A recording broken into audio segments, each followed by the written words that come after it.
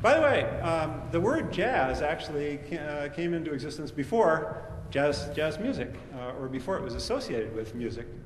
And at first it meant, well, this is something I found from a San Francisco newspaper article from 1913. Apparently the word originated out west someplace.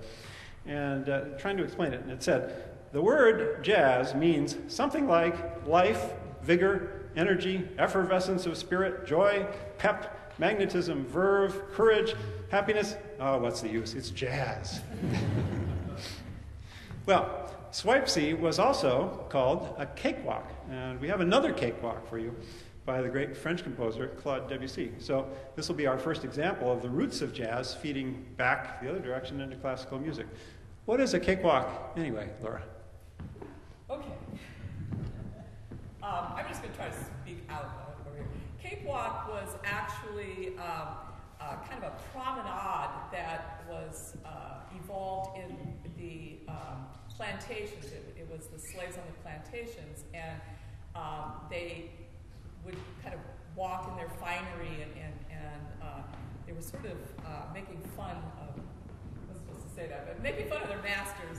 And so it became kind of there was a competition involved where they would walk and they would be judged, and it was sort of like a musical chairs or something where certain people would be selected, and then the grand prize was this big cake. So that's how it became known as the cakewalk.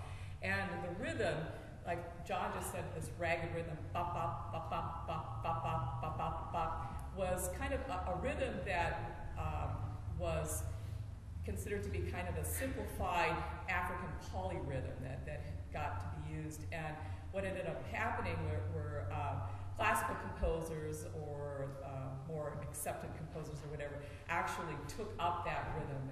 Some of the composers were John Philip Sousa, Rodney Russell Bennett, and Debussy, which we're going to play with the Polywog's Cakewalk.